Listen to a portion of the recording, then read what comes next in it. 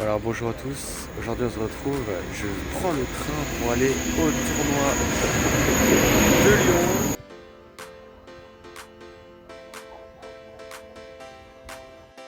Voilà, on sort du train là, une heure de train. On va prendre le métro, on va rejoindre Axel que je vais vous présenter juste après. On va aller acheter un trépied pour les vidéos, pour faire les vidéos. Et puis c'est tout. Bon les gars, on a rejoint Axel, il est venu me chercher à la gare.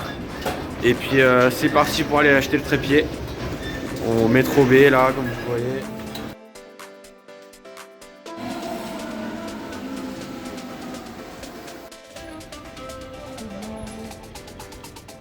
Les gars, on vient de sortir de la Fnac là. On a acheté le petit trépied avec Axel pour les vidéos et la petite coque qu'on va tout de suite mettre. Donc voilà, et puis nous on peut casser comme toujours. Bon allez.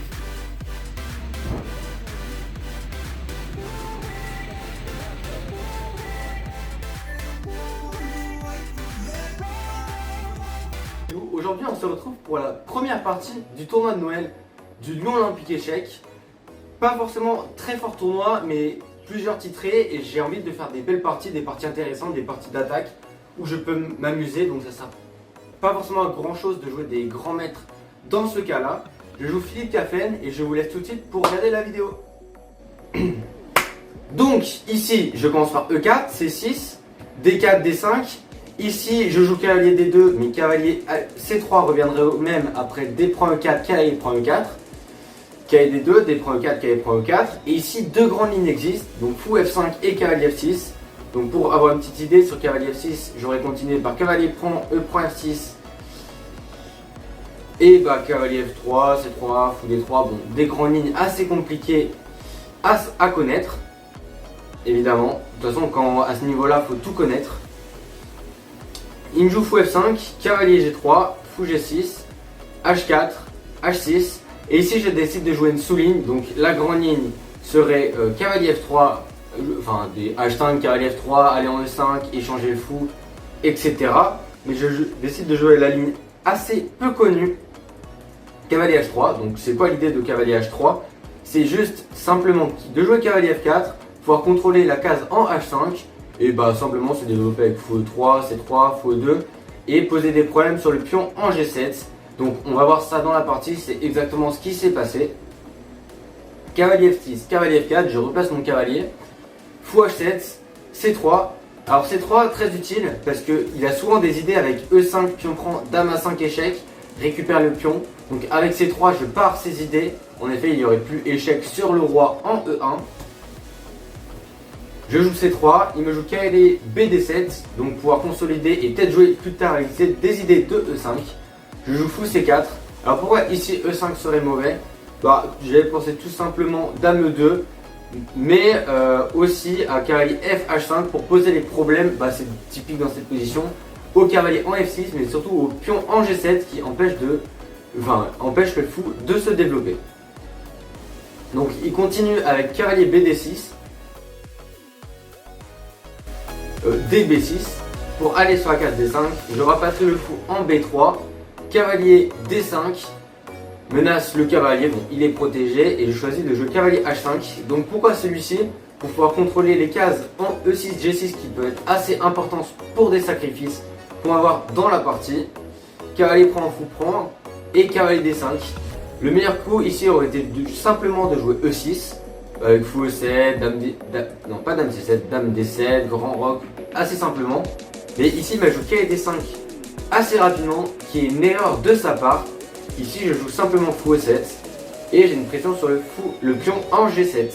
Donc F6 serait mauvais, je commençais à calculer pendant la partie à cavalier F4 avec des idées de dame échec. Ici seul coup pour lui qui tient F prend F5, dame H5 échec, G6. Et dame prend le 5 et bon je serai un peu moins bien mais c'est plutôt compliqué comme position et bah c'est une position avec la case en E6, le grand roc et les tours qui peuvent arriver, qui peut avoir beaucoup de compensation, donc qui peut être assez ok.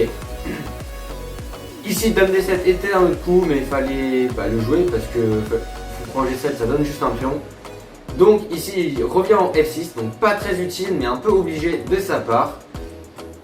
simplement petit roc. Donc ici on voit que j'ai gagné 2 temps, donc la manœuvre cavalier D5, cavalier F6 n'était pas du tout optimale. Cavalier prend H5, il échange. Dame prend H5, donc pourquoi cavalier prend H5? C'est par exemple sur E6, j'aurais fou prend F6, pion prend F6, le cavalier est indélogeable, et j'aurai le magnifique coup D5, donc sur pion prend fou échec, déroque le roi, et sur pion prend ici, tour E1 échec, et je casse avec C4, le cavalier qui menace tout, rien ne va pour les noirs. Donc ici il a bien joué avec cavalier prend H5, dame prend H5, et ici on voit que j'ai des super pièces à l'attaque avec les tours qui vont pouvoir entrer en jeu sur les colonnes D et E.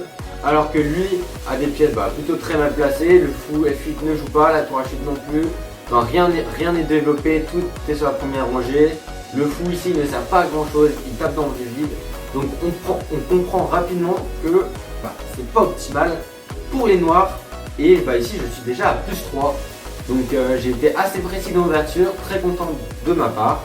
Fou G6 chasse la dame, dame H4 avec des idées de H5. Alors, coup très intéressant, enfin E6 ne marcherait pas après fou prend E6. Et même si par exemple il joue un coup lambda comme dame D6, ici je pourrais avoir le très fort coup fou E6 pour l'empêcher de se développer. Il ne peut pas prendre à cause de dame prend G6 échec. Et les pions doublés, je peux montrer. Ici les pions doublés sont très mauvais. Je vais jouer tour E1 pour attaquer. Et c'est fini, ici je serai à +6. Donc il joue dame D7 pour contrer les idées avec fou E6. Dame G3, je me rapatrie, fou E6, et là je vous conseille de mettre sur pause la vidéo et cherchez le coup, le magnifique coup, dites-moi si vous le trouvez. Je pense que vous pouvez bien passer 1 à 2 minutes pour le chercher. Donc après bien sûr vous pouvez avoir le premier coup, mais l'idée c'est d'avoir toute la variante. Donc ici le meilleur coup, ou un des meilleurs coups était fou prend E6, c'est pas le meilleur mais ça se vaut. Mais pour poser des problèmes au noir, c'est le meilleur coup. Donc F prend E6, toujours le même plan, dame prend G6. Et on gagne un pion et le pion E6 est faible.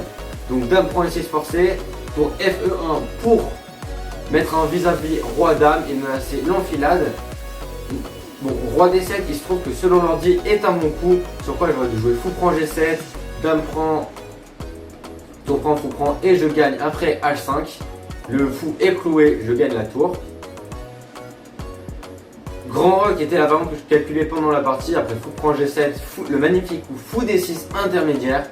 Tour prend E6, fou prend, tour prend G6, F prend G6, fou prend H8, fou prend F2, tour prend fou. Ah non, roi prend fou, pardon d'abord. Tour prend, et ici, bon, je sais que j'étais mieux, je pensais la gagner, mais bon, petite finale, on sait jamais, ça peut s'annuler. Mais bon, j'étais content. Pour moi, c'était la meilleure variante que j'avais vue pour lui. Mais ici, il a fait un coup qui m'a surpris énormément. C'est le coup fou E5, E4. Donc pas très bon, mais en pratique plutôt pas mauvais. Tour prend E4 et son idée grand roc.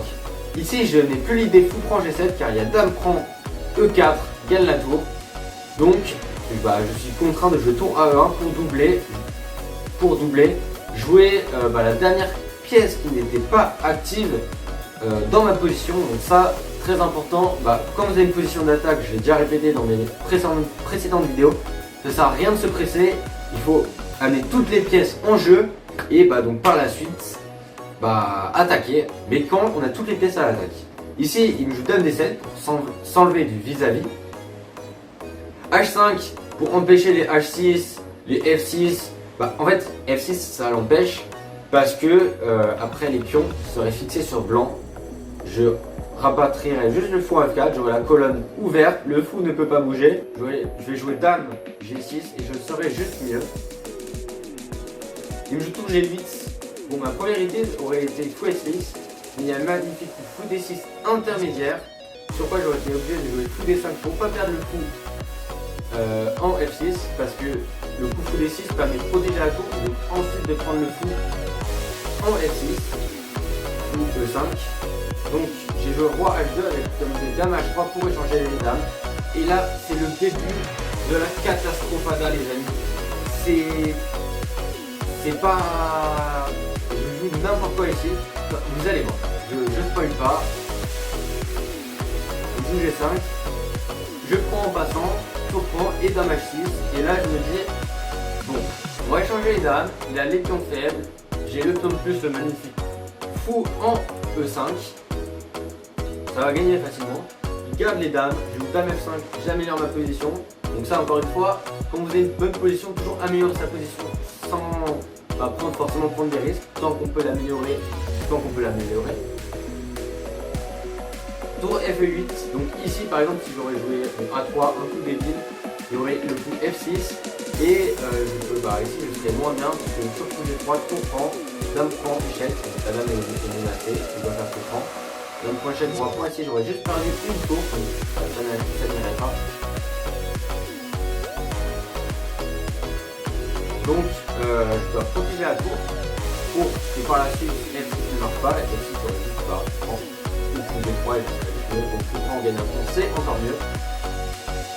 Tour G6, dame prend et je rentre dans la finale.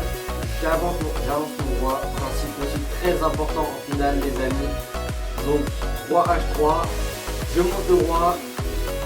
Donc il y a deux principes en finale. Monter le roi, enfin activer le roi et améliorer les pièces. Ici les pièces sont au maximum alors que mon roi était un peu en retrait. Donc je l'active. Ici il me joue F5 et là il a commencé à super bien jouer les amis. Donc je joue tour E3, il me joue tour G5 et là j'ai joué un très mauvais coup en pratique. J'ai joué le coup F4. Donc pourquoi le coup F4 est mauvais? Parce que j'enferme mon fou, même si il a l'air super bien en E5, bah ça va pas du tout parce qu'ici il va s'activer avec ses tours comme on va voir dans la partie et va me poser beaucoup de problèmes. Tour échec, roi G3 forcé, donc à une case d'être mat, bon bien sûr je l'avais vu. Fou E7, menace fou H4, roi F3 m'enlève du clouage. Tour G8, menace de jouer avec fou H4, tour G3, échec et rentrer dans la position blanche. Tour G1, donc le meilleur coup ici aurait été G3, mais j'aimais pas après tour H2, tour E2 et tour H3. Donc avec des H5, H4 qui peuvent arriver, je me fais uniquement bien.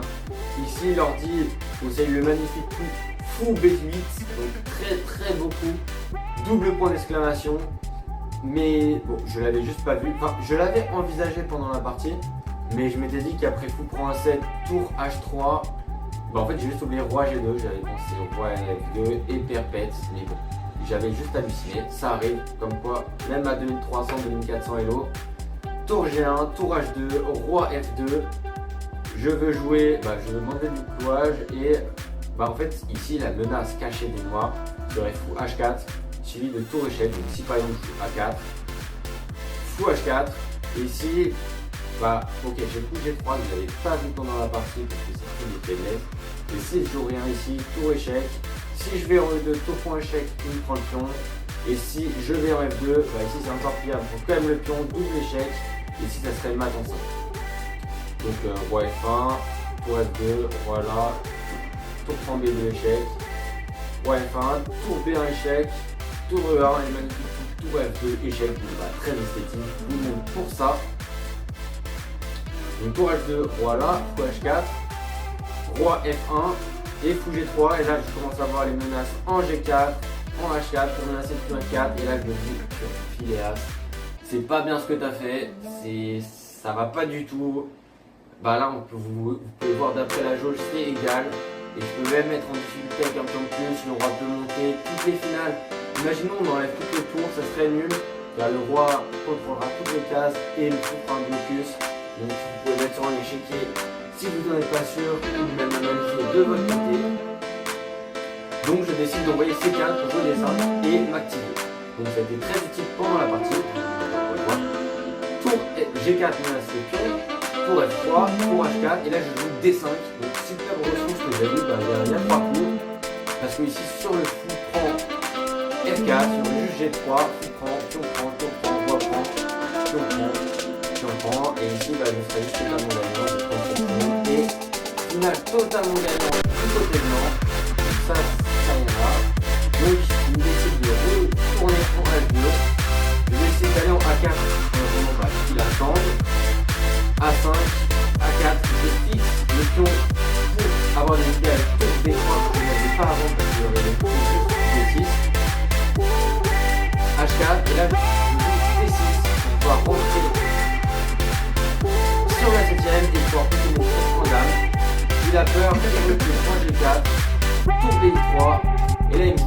pire coup de la position tour B8. Donc on va voir pourquoi c'est le pire coup de la position juste après. J'aurais dû juste jouer B6, pion prend, et je n'ai pas tour prend à cause de H3. Donc H3 ici, sur ton point il y aurait juste tour échec, ça serait perdant. Roi E1 et tour point échec. Maintenant, tour point échec justement marche la place, tour point G3. Mais ici il y aurait tour G2, voilà. Et bah tour point G1. Échec, découvert, gagne le coup et va totalement perdant pour les blancs. Donc ça c'est attention au point. Donc on a été obligé de comprendre le 6 à 3 et juste à tous les 7. Donc bah, ok ça joue mais c'est pas optimal on va dire, c'est égal. Tour B8 et là je joue roi E2, il y a plus de A3, place que tour prend G3, gagne le coup. Notamment il y a pas de mais les A3, les H3. Erreur, R3 ne marche jamais pour défendre en D3, ce qui n'est plus le cas. Et si pour libérer la tour, roi F3, il peut pas prendre ses coulées. Tour C8, tour 30, et tour C3. Donc à noter que sur tour 30, toutes ces pièces ne peuvent pas sortir, sont enfermées. Sur H3, juste roi prend fou, et bah totalement gagnant pour les blancs. Je vais juste amener la tour, ici, pousser en dame, et c'est gagné pour les blancs. Donc il joue tour B, tour G8 pour pousser H3, tour échec, tour là, donc là je répète, l'idée c'est de jouer tour D1, roi E6, tour E7 mat, il me joue fou E8 pour avoir une idée de réseau de mat, donc ici sur tour G3 j'avais juste roi E2, roi D1 pour me camoufler, je tour prend et donne le mat en bleu. Donc pour conclure, pas très bonne partie, enfin très bonne partie dans l'ouverture, mais pas très bonne partie dans la suite, dans la gestion de la partie de l'avantage. Surtout contre un 1800, j'étais pas loin de la correctionnelle, donc de faire mieux. Mais assez content comment j'ai géré la fin pour poser des problèmes. Et puis on fera mieux demain et on se retrouve demain pour une nouvelle vidéo. Ciao!